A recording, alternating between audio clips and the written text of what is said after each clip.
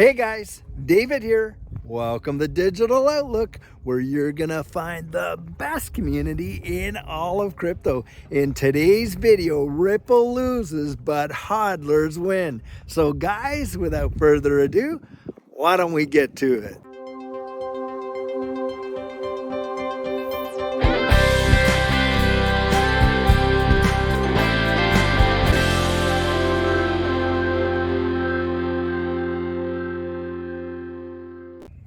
So guys, before we start our video today, Judy wanted me to come out and just tell you just how appreciative she is for all of the well wishes and prayers and everything that everyone has offered up for her. She is just so moved and touched, and I want to also say thank you. It is really such a blessing to have a community like you guys, and we mean that from the very deep and bottom of our hearts. So guys, really thank you for that, and we covet those prayers.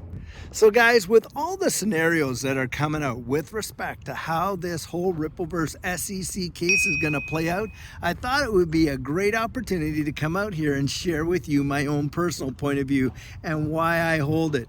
So guys, in this situation, I think what's probably going to end up happening is I think Ripple is going to have to acquiesce to some kind of a fine with respect to the original sales of XRP.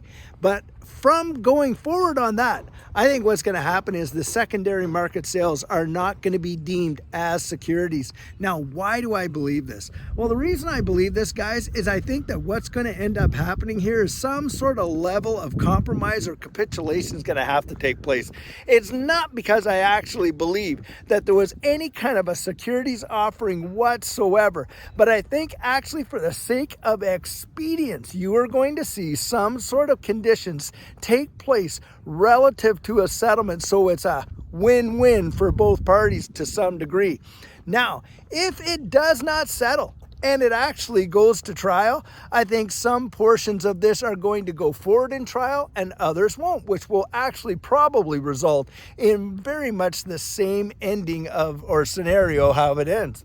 Because I think what's going to happen is I think a lot of the whole library case in that is going to be brought forward, and I actually believe that Judge Annalisa Torres is going to come out, and if it goes to summary judgment and the secondary market sales of XRP are not going to be deemed securities, but how the original sales took place way back in the beginning of 2013, those might very well go to trial. Now, on that issue right there, I think the SEC is going to lose big time when it comes to the fair notice defense, and that's hinging completely on the whole Hinman email thing.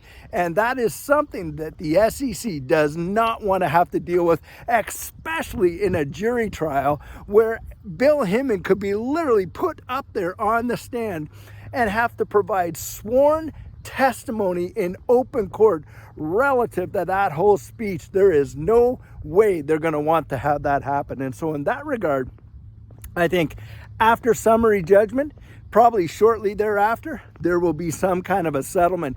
Now, it's in that capacity that I believe that Ripple will come out and acquiesce to some sort of a fine that they can actually pay to move this whole thing forward. Now, I suspect it'll be probably one of the biggest fines that the SEC has ever been able to come out and collect. Now, having said that, of course, the SEC is going to parlay that into this big win and how, you know, the XRP that Ripple sold were securities and on and on and on. And they're going to be able to save face and come out there with this massive, massive win. But guys, in reality, it's not going to be as big a win as you think. And why is that? Well, think of the legal costs involved in this entire case that the SEC has had to throw down. Ripple themselves have come out and said, look, we've already put out $100 million of legal fees. Well, I can tell you right now that from the government's point of view, they probably put at least that, if not more, into this case. And so even if they got a $100 million fine, which would be absolutely historic for these guys, I'm telling you right now, that is nowhere near the amount that they've spent on getting it. But this is where they would get to save face. And I think the SEC is highly motivated to settle. But I think both of these guys are waiting for summary judgment to take place before they do. Now, having said that, I think we're looking at a summary judgment decision at least between now and June for sure, especially considering some rulings have already come out and been made on all of this expert testimony. That is a big indicator of what's coming down the pike with respect to summary judgment. And in fact, I agree, actually, I think it was Fred Rispoli or James Filan, but one of the two. I agree with this. They came out and they said something to the effect that they really believe Judge Torres is actually giving them a hint of how she may decide. And what she's really saying is, hey, look, I'm not accepting this testimony. I'm not accepting that testimony. You guys better get back into the playground and kind of work this whole deal out before you actually see all things that are going on. And so I think what's happening is there's some backroom negotiations going on, and there's some discussions being had. And with respect to that, remember, Rosalind Layton has made an application herself as a journalist for the release of those Hinman emails, and I'm wondering just how that's all going to play out. Now, I think that the Hinman emails are going to be absolutely at the fulcrum of this decision. And with respect to that, if it all gets sealed up and they no longer become part of this case, I wonder just how much weight Rosalind Layton's application to the court regarding the release of those emails is going to have, or if it becomes an entire moot point. Now, if it does become a moot point, I think at that time, then we can expect that we'll probably see some sort of after summary judgment settlement in this case. And that's what I think is really going to happen. So guys, I thought I'd just take a little bit of a pause here and show you this space that I absolutely love to come out and record. It's probably one of my most favorite, and it's in by where I live. And look, they have this beautiful lake in there and you can absolutely fish it. It's amazing. And of course they have this walkway up here. It's just beautiful to walk around and just absolutely gorgeous nature space. And if you get a chance to go out in your area, get out there and enjoy the nature. It is absolutely stunning. So I hope you enjoyed that. Listen, guys, I'll tell you what, you are watching an ecosystem literally at the point of absolute explosion. I mean, they've advanced.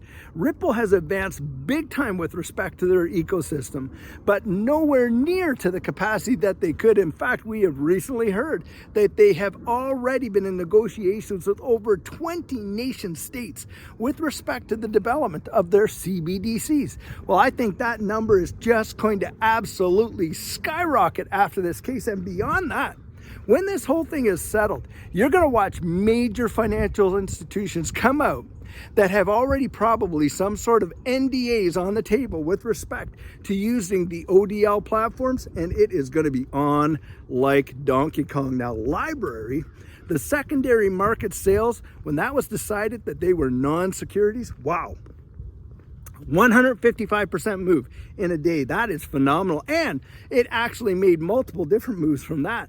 And so, guys, I'm thinking what we would see would be something that we have not seen in a long time. Absolutely unprecedented explosion. Probably 200 to 400% move out of XRP in one day. That's what I genuinely think.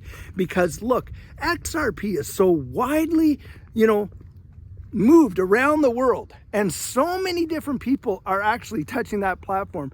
Multiple factors above what Library was. And I think what we would see is an absolute monster move in one day. Literally, like I said, a 200 to 400% move in a day. I think it'll be staggering. And I think that will be followed up with another major move from there. And in my way of thinking, this is absolutely probably the best scenario that we will see out of this situation. Because otherwise, guys, this thing gets dragged out in big trial. Now, maybe some portions of it will, but I don't think the whole thing will. But if it did, then you probably can tack on at least another year, maybe two. And on top of that, if it lost in this trial, then hey, Stuart Alderaldi has already said they'll make an application right to the Supreme Court with respect to this case. And in fact, I think that's where it should go if it goes down that way. Why? Well, because look at the implications a decision like this would have. I mean, like I've said before, the Howey test, well, that happened in the 1940s. Here we are in the 21st century. And we're still looking at all of the implications of this case that happened in the 1940s. It's not even keeping up with the transformation of our technological world. And I think what we're due for here is we're due for another major case to actually define what this space is going to look like going forward. And the implications would probably last literally like another 100 years going forward. So guys, just be prepared for it either way. But I thought, considering all of this conjecture is coming out, and people are actually expecting a decision to happen any day now, or at least by the end of this month, more than likely, I thought it'd be a great idea to come out, just share my 2 cents of what I think is going to happen. But guys, hey, as always, drop your comments down there. I'd really like to hear what your thoughts are. What do you think is going to happen in this case? When do you think it's going to happen? I know some folks are saying, hey, this isn't going to get settled till 2025. And, everybody has a point of view, and that's perfectly okay. But I think either way, when you look at this ecosystem, come on, just the fundamentals alone. You're literally watching all these nation states, Bank of England coming out saying, hey, here's our roadmap for our CBDC. Australia, Canada, the United States, all of them are coming out with this. And you got this company sitting there on the background, literally building the infrastructure for the evolution of money. And you're telling me that in the future, we're going to see like a zero price on that one? They're advertising literally around the world. We just showed that clip the other day of them advertising out there in Washington, D.C., but we know they've been doing it in New York. We know they've been doing it in London. We know they've been doing it in Dubai, all over the world. You don't spend tens of millions of dollars of ad revenue when you don't have a product to sell or customers to sell it to, do you? Well, guys, I'm telling you what, it's my belief that we are about to see something really amazing happen. And look, I've been around to miss a lot of opportunities. We've talked about it. When computers came out, the internet, all the social media stuff. Well, this one, it's as plain as the old nose on your face. You can see the handwriting on the proverbial wall. And it's one that I am not going to miss, at least as much as I can say about it anyways. And I sure hope that you're not going to miss it either, and we'll see you in the winner's circle. So guys, let's just take a few seconds to talk about our coaching program. As you know, things in this space are changing rapidly fast, and it is going to be vitally important for you to have your plan in place before that next bull run starts. And what our coaching program is, that is where you and I can meet personally one-on-one for 1 hour over Zoom. And during that time, I share with you our personal journey in that last bull run and what enabled Judy and I to experience some major financial success. I share with you the mistakes we made so that you don't have to fall into the same pitfalls we did. We work together to develop your exit strategy, and we take a look at your portfolio to make sure that it's balanced towards your goals. We can even help you get your assets off an exchange and onto a hardware wallet, along with delivering to you some amazing techniques that will really help you in this space. Now, the cost of that is $250, and if that's something that interests you, you write me right there at coaching@thedigitaloutlook.com, and we'll get y'all booked in. So guys, this is the video I have for you today, and as always, I truly hope that you enjoyed it.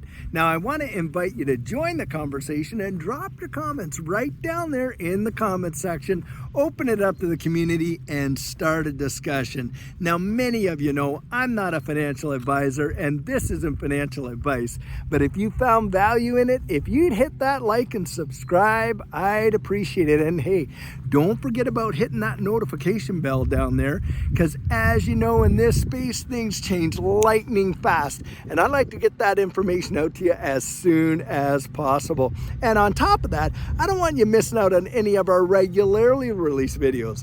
Now, if you're one of the thousands of people who've been watching these videos, but you haven't yet subscribed, would you do the channel a favor and join this community? We would really love to have you on board. So, in the meantime, and in between time, stay safe, be blessed, and I'll catch you in the next one.